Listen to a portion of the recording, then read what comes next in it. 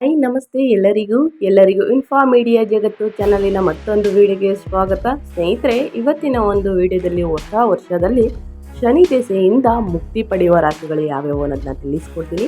7.5 ವರ್ಷದಿಂದ ಅನುಭವಿಸುತ್ತಿದ್ದ ಕಷ್ಟ ನೋವುಗಳಿಗೆ ಬೀಳುವುದು ಸಂಪೂರ್ಣ ತೆರೆ ಅಂತಂದರೆ ತಪ್ಪಾಗೋದಿಲ್ಲ ಸ್ನೇಹಿತರೆ.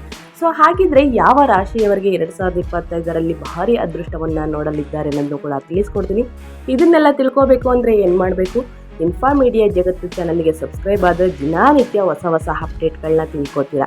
ಇದರ ಜೊತೆಗೆ ಈ ವಿಡಿಯೋ ಯೂಸ್ಫುಲ್ ಅನಿಸಿದ್ದಲ್ಲಿ ವಿಡಿಯೋಗೊಂದು ಲೈಕ್ ಮಾಡಿ. ಇನ್ನೂ ನನ್ನ ಚಾನಲ್ನ ಸಬ್ಸ್ಕ್ರೈಬ್ ಮಾಡ್ಕೊಂಡಿಲ್ಲ ಅಂದರೆ ಸಬ್ಸ್ಕ್ರೈಬ್ ಮಾಡ್ಕೊಂಡು ಹೆಚ್ಚು ಫ್ಯಾಮಿಲಿಗೆ, ಫ್ರೆಂಡ್ಸ್ಗೆ ಈ ವಿಡಿಯೋನ ಶೇರ್ ಮಾಡೋದ್ರಿಂದ ನಿಮ್ಮ ಕಡೆಯಿಂದ ಹೊಸ ಅಪ್ಡೇಟ್ಗಳನ್ನ ಅವರು ಕೂಡ ತಿಳ್ಕೊಂಡಂಗೆ ಆಗುತ್ತೆ ಅಂತ ಹೇಳ್ತಾ ವಿಡಿಯೋದ ಕಡೆ ಗಮನ ಕೊಟ್ಬಿಡೋಣ.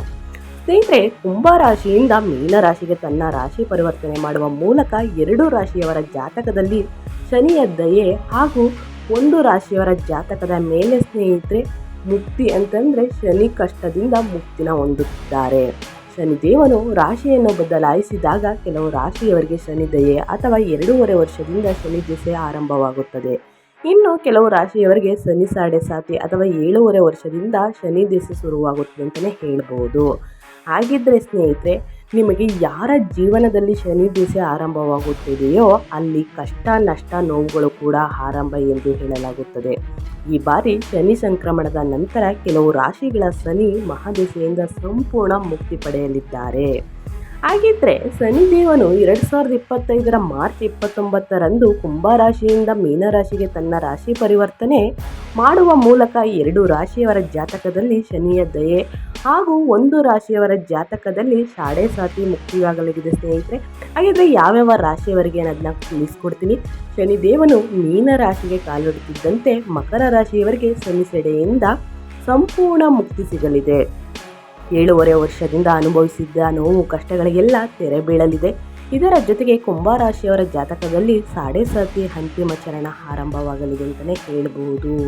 ಮಕರ ರಾಶಿಯವರಿಗೆ ಅಧಿಕ ಲಾಭವನ್ನು ನೋಡಲಿದ್ದಾರೆ. ಅಂದರೆ ಮಾರ್ಚ್ ತಿಂಗಳು 2025 ಮಾರ್ಚ್ ತಿಂಗಳಿನಿಂದಲೇ ಅತಿಯಾದ ಧನ ಲಾಭ, ಮನಸ್ಸಿನಲ್ಲಿ ಶಾಂತಿ, ಸುಖ, ಶಾಂತಿ, ಸಮೃದ್ಧಿನ ನೆಲೆಸಲಿದೆ ಸ್ನೇಹಿತರೆ. ಇಷ್ಟು ದಿನ ಇದ್ದ ಕಷ್ಟಗಳೆಲ್ಲ ದೂರ ಹೋಗಿ ಇನ್ನು ಮುಂದಿನ ದಿನಗಳಲ್ಲಿ ಭಾರಿ ಅದೃಷ್ಟವನ್ನು ಪಡೆದುಕೊಂಡಿದ್ದಾರೆ. ಹಾಗಿದ್ರೆ ಇನ್ನು ಮುಂದಿನ ರಾಶಿಯವರಿಗೆ ಏನೆಲ್ಲ ಅನುಕೂಲ ಸಿಗಲಿದೆ ಅನ್ನೋದು ಕೂಡ ತಿಳಿಸ್ಕೊಡ್ತೀನಿ.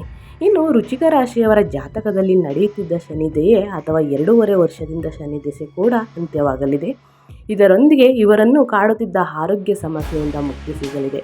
2025ರ ಮೊದಲ ವಾರದಿಂದಲೇ ಸ್ನೇಹಿತರೆ ಇವರ ಆರೋಗ್ಯ ತುಂಬಾ ಚೆನ್ನಾಗಿರುತ್ತದೆ. ಅಂದರೆ 2025ರ ವರ್ಷ ಪೂರ್ತಿ ಇವರ ಆರೋಗ್ಯ ಚೆನ್ನಾಗಿರುತ್ತದೆ. ಅದರಲ್ಲೂ ಕೂಡ ಅತಿಯಾದ ಧನ ಲಾಭವನ್ನು ನೋಡಲಿದ್ದಾರೆ. ಕಷ್ಟಗಳೆಲ್ಲ ದೂರ ಹೋಗಿ ಇನ್ನು ಮುಂದಿನ ದಿನಗಳಲ್ಲಿ ಅತಿಯಾದ ಶಾಂತಿ ನೆಲೆಸಲಿದೆ ಸ್ನೇಹಿತರೆ. ಇವರು ಏನು ಮಾಡಬೇಕು ಅಂತಂದರೆ ಶನಿವಾರ ಮತ್ತು ಬುಧವಾರ ಶನಿದೇವರನ್ನು ಪ್ರಾರ್ಥನೆ ಮಾಡಬೇಕಾಗುತ್ತದೆ.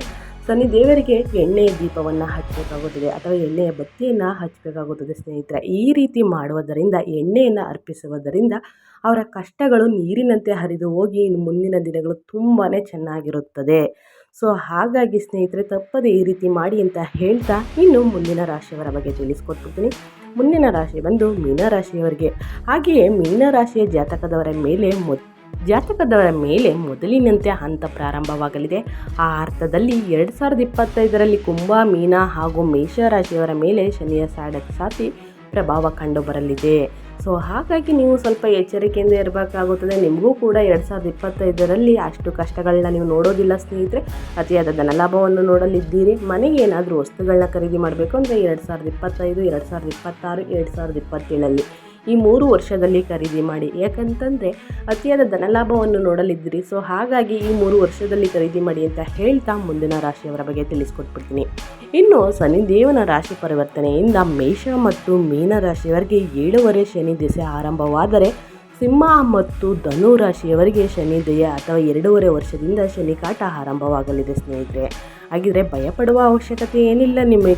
ನಿಮಗೂ ಕೂಡ ಸ್ವಲ್ಪ ತೊಂದರೆಗಳು ಉಂಟಾಗಬಹುದು. ಎಚ್ಚರಿಕೆಯಿಂದ ನಡ್ಕೊಂಡು ಹೋದರೆ ಇದೇ ರೀತಿ ಏನು 2025ರಲ್ಲಿ ವರ್ಷ ಪೂರ್ತಿ ಹೀಗೆ ಖುಷಿಯಾಗಿರ್ತೀರಾ, ಸಂತೋಷವಾಗಿರ್ತೀರಾ, ಅದೇ ರೀತಿ ಇರ್ತೀರಾ. ಏನೇ ನಿರ್ಧಾರ ತಗೊಂಡ್ರೂ ಎಚ್ಚರಿಕೆಯಿಂದ ತಗೊಳ್ಳಿ. ನಿಮ್ಮ ಆರೋಗ್ಯ ಕೂಡ ಉತ್ತಮವಾಗಿರುತ್ತದೆ. ಭಯಪಡುವ ಅವಶ್ಯಕತೆ ಏನಿಲ್ಲ. ಶನಿವಾರ ಮತ್ತು ಬುಧವಾರ ಶನಿ ದೇವರನ್ನು ಪ್ರಾರ್ಥನೆ ಮಾಡಬೇಕಾಗುತ್ತದೆ. ಈ ರೀತಿ ಮಾಡಿದಾಗ ಮಾತ್ರ ಇರೋ ಕಷ್ಟಗಳೆಲ್ಲ ದೂರ ಹೋಗಿ ಇನ್ನು ಮುಂದಿನ ದಿನಗಳಲ್ಲಿ ಸುಖ ಶಾಂತಿನ ನೋಡಲಿದ್ದೀರಿ, ಅತಿಯಾದ ಧನಲಾಭವನ್ನು ನೋಡಲಿದ್ದೀರಿ ಅಂತ ಹೇಳ್ತಾ ನಾನು ವಿಡಿಯೋನ ಎಂಡ್ ಮಾಡ್ತಾ ಇದ್ದೀನಿ. ಇವತ್ತಿನ ಒಂದು ವಿಡಿಯೋ ಇಷ್ಟ ಆಗಿದ್ದರೆ ವಿಡಿಯೋಗೊಂದು ಲೈಕ್ ಮಾಡಿ. ಇನ್ನೂ ನನ್ನ ಚಾನಲ್ನ ಸಬ್ಸ್ಕ್ರೈಬ್ ಮಾಡ್ಕೊಂಡಿಲ್ಲ ಅಂದರೆ ತಪ್ಪದೇ ಸಬ್ಸ್ಕ್ರೈಬ್ ಮಾಡಿಕೊಂಡ್ರೆ ಇದೇ ರೀತಿ ಹೊಸ ಹೊಸ ಅಪ್ಡೇಟ್ ದಿನನಿತ್ಯ ತಿಳ್ಕೊತೀರಾ. ನಿಮಗೂ ಮತ್ತು ನಿಮ್ಮ ಕುಟುಂಬಕ್ಕೂ ತುಂಬಾ ಒಳ್ಳೆಯದಾಗಲಿ. ಮತ್ತೊಂದು ವಿಡಿಯೋ ಜೊತೆ ಮತ್ತೊಂದು ಹೊಸ ಅಪ್ಡೇಟ್ ತೊಗೊಂಡು ಬಂದು ತಿಳಿಸ್ಕೊಡ್ತೀನಿ. Thank you for watching.